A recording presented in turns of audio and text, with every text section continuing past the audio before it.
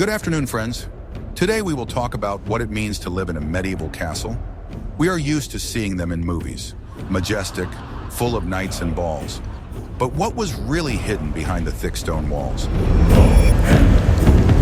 Imagine that you, a modern person, find yourself in one of these castles. What would happen to you in an hour, a day, a week? Could you live there for at least 7 days, faced with the reality of life that is not told in fairy tales? We will examine how people ate, slept, washed, and worked in conditions that seem unimaginable today. Watch the video to the end, and you will learn how just one day in a castle could completely change your idea of comfort. Your first day in the castle begins at sunrise. No alarm clocks or soft light from the window. You wake up in a cold, damp room. The only source of heat is a fireplace that has long since gone out. The castle walls, several meters thick, provide good protection from the wind, but they also accumulate the cold of the night. Your lungs fill with cool, damp air. Your first thought is how to find warmth, a simple but very important question. Sleep in a medieval castle was far from modern comforts. Rest was interrupted by the cold and constant drafts that penetrated through cracks in the walls and windows. Even in the most luxurious rooms intended for the nobility, there was not enough heat. The stone walls not only failed to retain it, but also became a source of cold themselves. The morning air was so cool that your hands and feet could go numb. Getting out of bed was a chore. The first thing to do was to light a fire in the fireplace, which was no easy task in itself. Damp wood, cold embers, and a lack of matches made this a real challenge. You had to find a flint, steel, and tinder to strike a spark. This required skill and patience, especially when your hands were numb from the cold. In the rooms of the nobility, this was done by servants, but even they had a hard time. They slept in cold corridors or on the floor in their master's rooms so that they would always be ready. Their morning began long before dawn, when they had to bring in firewood, light the fireplace, and prepare the room for their master's awakening. Only after the room had become at least a little warmer could the master get out of bed. But even a burning fireplace did not provide adequate warmth. It could only heat a small part of the room, and the rest of the space remained cold. Therefore, people spent the morning sitting or standing as close to the fire as possible to keep warm. They had to wear several layers of clothing to protect themselves from the cold, and this process was also difficult, as cold clothes were not comfortable. In addition to the cold, castles were very humid. Dampness penetrated the walls and furniture, and even the bedding could be slightly damp. This created a feeling of stickiness and discomfort and contributed to the development of colds. People were accustomed to these conditions, but for modern people, it would be a serious challenge. So, your morning in the castle did not begin with an invigorating shower and a cup of coffee, but with a struggle for warmth and comfort. This was the first but very important lesson that made it clear that life here was not a fairy tale, but a harsh reality. Every day was a challenge, and every morning began with a struggle for warmth and survival. By the way, have you ever woken up in a really cold room where the temperature was almost the same as outside? Share your experience in the comments. After waking up, the search for food begins. Breakfast in the castle, if there was any, consisted of simple bread, cheese, and possibly dried meat. No hot croissants or coffee. You had to eat early to be ready for the start of the working day. The food was high in calories but monotonous. The dinner table might have been laden with dishes, but most of them were simple and made from seasonal produce. Fresh fruit and vegetables were only available in summer. The medieval diet was strictly determined by the season and what was available. In winter, people ate what could be preserved: dried, smoked, and salted meat, dried beans, root vegetables, and cabbage. Fresh vegetables and fruits were a luxury and only appeared on the table in summer. Therefore, the diet was monotonous but nutritious, which helped maintain strength during hard physical labor. In the castle where the nobility lived, the food was more varied, but not always tasty by our standards. Dishes were prepared with a lot of spices, but this was necessary to mask the taste of spoiled meat or fish. The freshness of food was a problem, as there were no refrigerators. Food was stored in cellars or smoked to prevent it from spoiling. Lunch was the main meal of the day. It took place in a large hall where the castle owners, their guests, and knights gathered at the table. Servants, in turn, ate separately in the utility rooms, but their food was similar to that of their masters. All food was prepared in a large hearth, which required a lot of time and effort. Beer was an important part of the diet. It was the main drink, as clean drinking water was often unavailable. Beer was low in alcohol, but it was safe to drink, as all disease-causing microorganisms were killed during fermentation. It was even drunk for breakfast to quench thirst and provide energy. Food in the castle was not only a way to satisfy hunger, but also a social ritual. Lunch in the Great Hall was an opportunity for socializing and demonstrating status. The lord of the castle sat at the head of the table, and his guests were seated according to their position in society. It was a complex and strictly regulated process that showed who was who in the castle hierarchy. In addition to food, great attention was paid to wine and mead. These were drunk on holidays and during special events. These drinks were more expensive than beer, and their consumption was also part of the social ritual. Thus, food in a medieval castle was not so much a pleasure as a necessity. It was simple, high in calories, and strictly regulated. For modern people, accustomed to variety and freedom of choice, such a diet would be a real challenge. Now imagine that after such a meal you cannot even wash your hands. But what's the point of eating if you can't even wash your hands afterwards? Imagine that you are in a castle where hot water is not a given, but a luxury. What would you do when washing yourself becomes a real challenge? Watch the video to the end to find out why, even in a castle, they had to save water. Personal hygiene in a medieval castle deserves a separate discussion. There was no hot water from the tap, and soap was rare and made from ash and animal fats.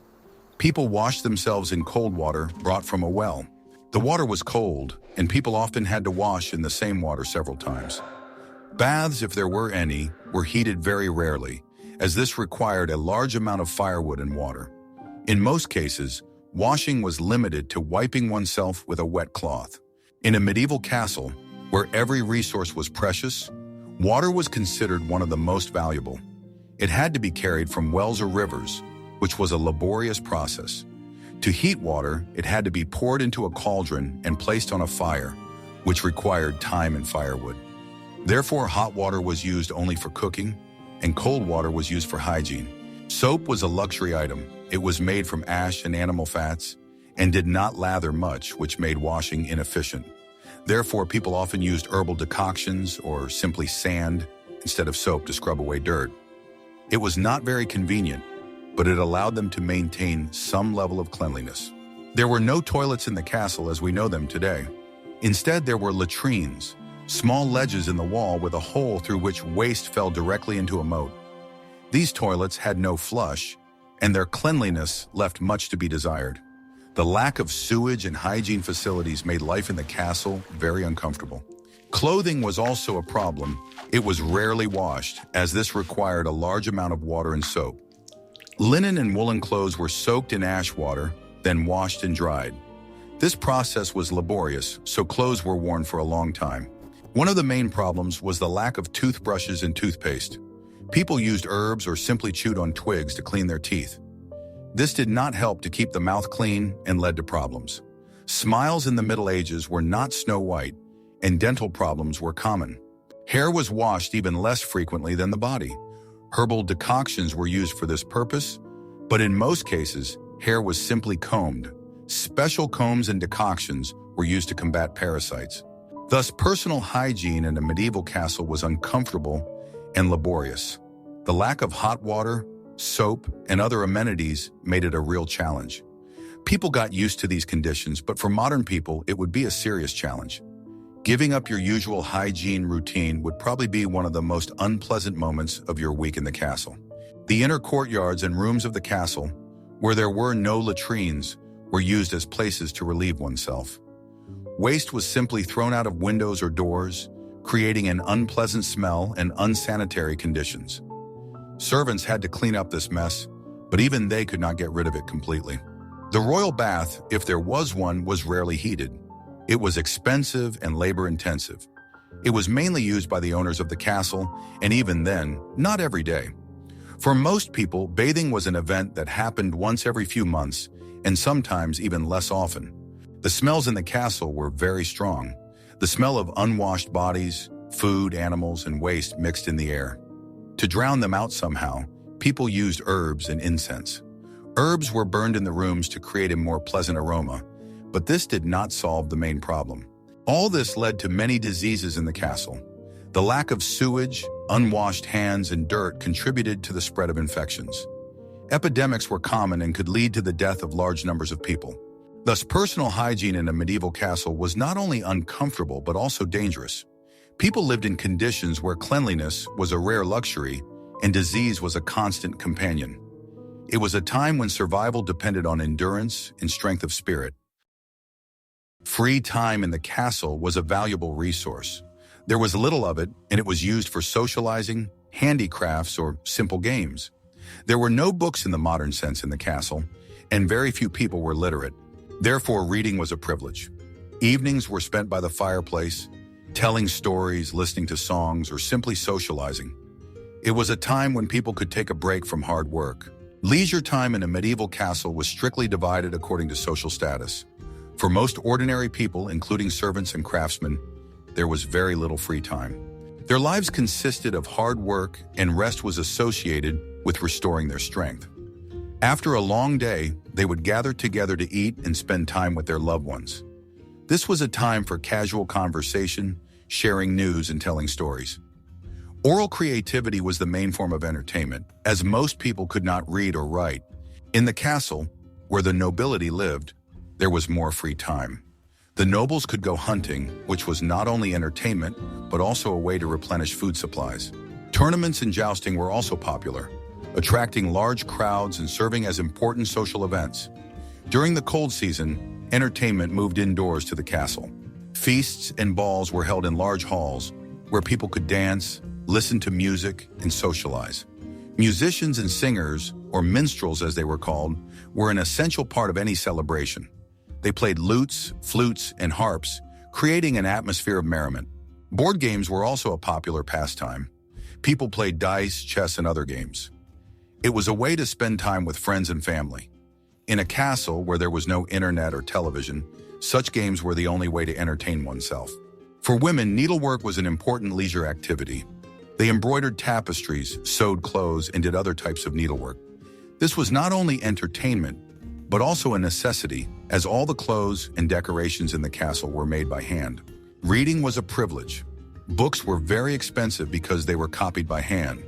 Therefore, only clergy and very wealthy people could read. For the rest, it was inaccessible. But even in such conditions, people found ways to entertain themselves. They listened to stories about the exploits of knights, about love and adventure. These stories were passed down from mouth to mouth and were part of their culture. Thus, leisure in a medieval castle was simple, but at the same time very rich. People knew how to find joy in small things and valued communication. They did not depend on technology and could entertain themselves with simple games and stories. It was a world where human communication was the main value, and it was this that helped them cope with difficulties. Do you think you could entertain yourself in a castle for a week without books or the internet? They could. Who were they and what roles did they play in the castle? Let's talk about it further. Life in the castle was strictly regulated. Everyone had their own role and responsibilities, from servants who lit fires and prepared food, to knights who trained and guarded the castle. Everyone had their own daily routine, and it was not customary to deviate from it. Your role determined where you slept, what you ate, and what you did. There was no choice or personal freedom in the modern sense. Life in a medieval castle was like a complex mechanism where every cog had its purpose. The hierarchy was clear and unbreakable. At the top was the lord of the castle, followed by his family, knights, clergy, servants, and craftsmen. Each person in this system had their own duties, which were laid down in unwritten rules. Servants performed the hardest and most routine work. They had to get up before dawn to prepare the castle for the new day. Their duties included lighting fires in the fireplaces, cleaning rooms, preparing food, and carrying water and firewood. The servants' lives were completely subordinate to the interests of their masters. They slept on the floor or in small rooms with no heat or comfort. Their food was simple but sufficient to keep them strong for work. Craftsmen also played an important role in castle life. Blacksmiths, carpenters, tailors, and shoemakers were all necessary to keep the castle running smoothly. They made weapons, tools, clothes, and shoes. Their work was hard, but they had a higher status than the servants and often lived in separate quarters that were more comfortable. Knights were the elite of the castle. Their main duty was to protect the Lord and his lands. They spent most of their time training, participating in military exercises and competitions. They had to be always ready to repel an attack. Knights lived in separate rooms and had servants who helped them in their daily lives. Their status allowed them to enjoy more comfortable conditions, but their lives were also full of danger. Clergymen were also part of castle life. They conducted services, taught, and served as advisors to the Lord. Their role was no less important than that of the knights. They were responsible for the spiritual well-being of the castle's inhabitants and maintained order. Thus, life in the castle was strictly regulated. Each person had their own role and had to fulfill it without question. This system was necessary to maintain order and security in the face of constant threats. Personal freedom and choice as we understand them today did not exist. Your fate was determined at birth, and it was almost impossible to change it. It was a society where everyone knew their place. This system was not only a means of control, but also a necessity, as it allowed the castle to function as a single entity. For modern people, accustomed to freedom of choice, such a life would be unthinkable. In addition to the main roles, there were many other equally important professions in the castle. For example, falconers, who trained hunting birds for the Lord, or gamekeepers who were responsible for hunting in the forests surrounding the castle. Their work was seasonal and required special skills. The lives of these people were closely connected with nature and the seasons. We must not forget the scribes. They were among the few literate people in the castle. Their duties included keeping records, writing letters and documents, and copying books. This was very important work, as it allowed knowledge to be preserved and passed on. Scribes had a high status and were close to the Lord. Minstrels and jesters were another important part of castle life. They were responsible for entertainment and leisure. Minstrels sang songs and told stories, while jesters amused the Lord and his guests. Their work was no less important than that of others, as it helped people relax and escape from their difficult daily lives. Ultimately, life in a castle was a complex hierarchical society. Every person, from the lowest to the highest status, had their role and responsibilities, which were laid out in unwritten rules. This system was not only a means of control, but also a necessity for life. It allowed the castle to function as a single entity and survive in a harsh and dangerous world. For modern people, accustomed to freedom of choice and individualism, such a life would be a real challenge. Sleep in a castle is a story unto itself. Your bed would most likely be hard and uncomfortable. Even in the rooms of the nobility, where there were luxurious four-poster beds, it was cold. The stone walls did not retain heat, and the fireplace could only heat a small part of the room. Therefore, people had to sleep covered with many blankets and even in their clothes. At night, they had to get up to throw more wood into the fireplace. Otherwise, they would wake up from the cold. For modern people, accustomed to soft mattresses and warm blankets, medieval sleep would be a real challenge. Beds, even in the chambers of the nobility, were not like those we see in movies. Mattresses stuffed with straw or wool were hard and uncomfortable, and over time they became matted and lost their insulating properties. They had to be shaken out regularly to keep them fluffy and warm.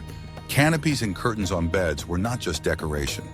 They served an important function, creating a kind of thermal cocoon that helped retain body heat. Thick curtains, often made of wool or velvet, protected against drafts and the cold that penetrated through the walls. Inside this cocoon, the temperature could be several degrees higher than in the rest of the room, allowing people to sleep in relative comfort. However, even these measures could not completely protect against the cold. At night, when the fire in the fireplace died down, the temperature in the room dropped rapidly. To keep from freezing, people covered themselves with many blankets and slept in warm nightgowns, sometimes even wearing caps to keep their heads warm. Sleepwear was simple but functional. and its main purpose was to keep the wearer warm. The night in the castle was restless. Nighttime breaks in the fire were common. If there was a fireplace in the room, one of the household members or servants had to wake up in the middle of the night to throw wood on the fire and keep it from going out. This was necessary for survival, as without fire, the temperature could drop to a critical level. Another problem was the lack of hygiene. Bed linen was rarely washed, as this required a lot of water and soap. Therefore, the bedding could be dirty and damp. This was not only uncomfortable but could also cause illness. Thus, sleep in a medieval castle was far from the modern idea of comfort. It was restless, cold, and not always clean. People slept in uncomfortable conditions, but this was part of their everyday life.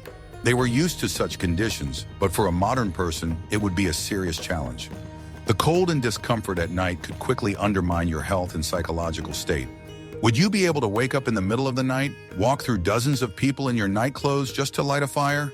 Let's talk about the lack of privacy and its impact on the lives of these people. Keep watching. Personal life in a castle was unheard of.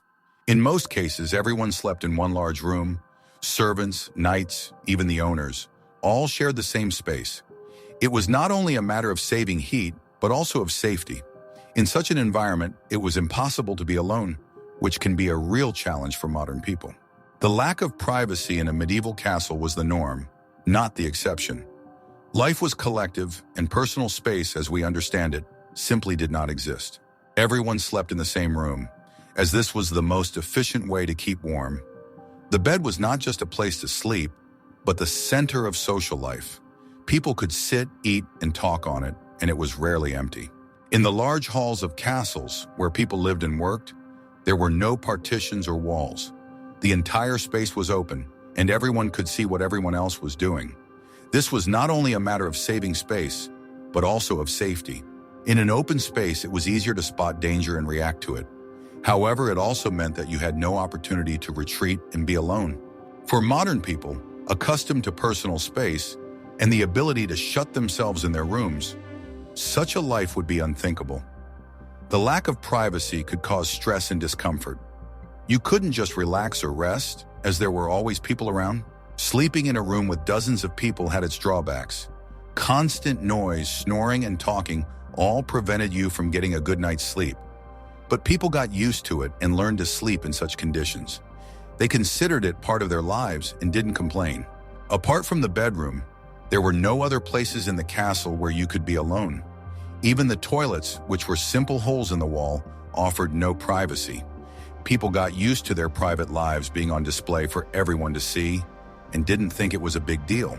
The lack of privacy was also linked to social status. The higher you were in the hierarchy, the more personal space you had. The lord of the castle and his family might have had separate rooms, but even these were not completely private, as their servants slept nearby. This was necessary for security and comfort. Thus, the lack of privacy in a medieval castle was not only part of everyday life, but also a reflection of the culture. People lived in a community and relied on each other, which brought them closer together. However, for modern people, this would be a serious challenge, as we are accustomed to privacy and the opportunity to be alone with ourselves. The interior rooms of the castle were not divided by walls, but by partitions made of fabric or wood. They created a kind of screen that gave only the illusion of privacy. Behind them, you could change clothes or do personal things, but this did not provide complete privacy, as anyone could hear what was happening behind the screen. The only places where one could be alone were chapels or prayer rooms. People could pray there, but even there they were not completely secluded. Conversations in the castle were open, and there were no secrets. Anyone could hear what you were saying. This was necessary to maintain order and security. People were forced to be careful with their words and not talk about anything that might arouse suspicion. Thus, life in the castle was collective and open. People did not know what privacy and personal space were, and this was normal for them. It was a society where everyone depended on each other, and this brought them closer together. However, for modern people, accustomed to individualism, such a life could be a real challenge. Life in a castle was hard, and this applied not only to the nobility, but to everyone who lived there. Even the owners of the castle had to keep an eye on its condition. Any work, from repairing walls to chopping wood, required physical labor. You had to work to survive. Labor in a medieval castle was not just a duty, but the only way to survive. Every person, regardless of their status, had to contribute to the upkeep of the castle. The days were long, and the work was hard and exhausting. Working conditions were primitive. Most of the work was done by hand, without the use of sophisticated tools. For example, gathering firewood required enormous effort. Trees were chopped down with axes, and then dragged to the castle on carts or even by hand. This process was dangerous and labor-intensive, but without firewood, the castle simply could not survive the cold season. Building and repairing walls was a constant job. Stone walls, although sturdy, required regular maintenance. People had to carry stones, prepare mortar, and repair damaged sections. This work was especially difficult during the cold season, when hands froze and stones became slippery. Work in the kitchen was also exhausting. The huge cauldrons and pans used for cooking were very heavy. People had to spend long hours standing over open fires, which was dangerous and harmful to their health. Cooks and their assistants had to be strong and resilient to cope with this work. Guarding the castle was no less difficult. Knights and guards had to stay awake at night, keep order, and be ready to attack at any moment. Night shifts were especially tough because the cold and dampness got into your bones. Weapons and armor were heavy, and wearing them required tremendous endurance. Women's work was also very important. Women were responsible for cooking, cleaning, sewing, and washing. They had to sew clothes for the entire family, as well as embroider tapestries and bedspreads that decorated the castle walls. This work was monotonous but necessary for sustaining life. Thus, life in the castle was constant work. People could not afford to relax, as the survival of the entire community depended on their work. This labor was not only physical, but also a moral test. It required endurance, fortitude, and the ability to work as a team. For modern people, accustomed to comfortable conditions and automation, such a life would be unthinkable. In addition to the types of work mentioned above, there were others that were vital to the functioning of the castle. For example, agricultural work. The huge fields and vegetable gardens surrounding the castle provided its inhabitants with food. Peasants and servants worked in the fields from morning to night, tilling the soil, sowing grain, and harvesting crops. This work was physically exhausting, as everything was done by hand, without the use of modern technology. The survival of the entire castle depended on the harvest, and therefore this work was considered the most important. Caring for animals was also a daily responsibility. The horses, cows, pigs, and chickens that lived in the castle required constant care. They had to be fed, cleaned, and protected from wild animals. This work was no less important than the rest, as the animals provided the castle with food and transportation. Repairing and making tools was another important part of castle life. Blacksmiths forged swords, knives, axes, and other tools. Carpenters made furniture, doors, and roofs. All of these jobs required skill and expertise. The people who did this work had high status and were very respected. Cleaning was a constant problem. Castles had no running water or sewage systems, and rubbish was simply thrown out of windows or doors. Servants had to clean up this waste, which was very unpleasant and dangerous to their health. However, without this, the castle could quickly become a breeding ground for disease.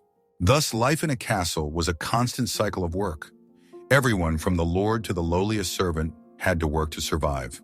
It was a society where laziness was not tolerated. People worked from dawn to dusk, and their only goal was to survive and prepare for the next day. For modern people, accustomed to an 8-hour workday, such a life would be unimaginable. Medicine in the Middle Ages was primitive. Diseases that are treated with simple medicines today could be fatal. Poor hygiene, cold weather, and a monotonous diet made people vulnerable to disease. Any injury could cause serious problems. In a medieval castle, where harsh weather and poor sanitation were the norm, people's health was constantly challenged. Medical knowledge was limited, and people mostly relied on folk remedies, herbs, and prayers. Illnesses caused by cold and dampness, such as colds, bronchitis, and pneumonia, were common. The lack of modern antibiotics and medicines made these diseases very dangerous. People believed that diseases were caused by evil spirits or an imbalance of fluids in the body, and tried to treat them with bloodletting, decoctions, and infusions. The diet, although high in calories, did not provide the body with all the necessary vitamins and minerals. The lack of fresh fruit and vegetables, especially in winter, led to scurvy and other diseases caused by vitamin deficiency. This weakened the body and made it vulnerable to other infections. Injuries were another serious problem. Working with primitive tools, training with weapons, and even everyday activities were risky. Any fracture, bruise, or cut could cause serious inflammation, as there were no antiseptics. Wounds were washed with cold water and then bandaged with dirty rags, which made the situation worse. The infection could spread throughout the body, leading to blood poisoning, which was fatal in most cases. Surgery was primitive and dangerous. Operations were performed without anesthesia, and patients experienced terrible pain. Amputation was the only way to save a life in cases of gangrene, but even this procedure had a high mortality rate. Surgeons were unaware of sterilization, and the instruments they used were dirty, which contributed to the spread of infection. There were no hospitals in the castle in the modern sense. The sick and wounded lay in their rooms and were cared for by their families or servants. The only people who could provide medical assistance were clergymen or healers who knew about herbs and their properties. But their knowledge was limited, and they could not help with serious illnesses. Thus, life in a medieval castle was not only a physical ordeal, but also a medical one. Cold, dampness, poor hygiene, and primitive medicine made people vulnerable to disease. But despite all the difficulties, they survived, which speaks to their incredible endurance and ability to adapt to harsh conditions.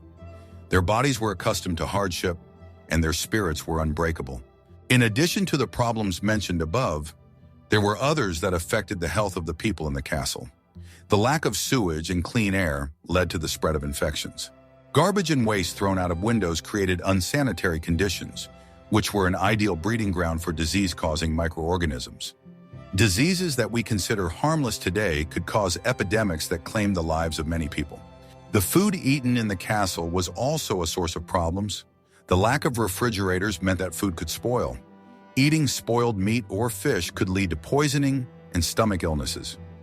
People tried to combat this by using large amounts of spices to mask the unpleasant smell, but this did not solve the problem. Even plain water could be dangerous. Well, water could be contaminated, leading to waterborne infections. People knew this, so they preferred to drink beer or wine, which were safer because the fermentation process killed germs. Dangers were everywhere.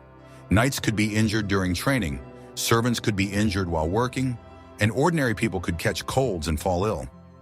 But despite all this, people did not give up.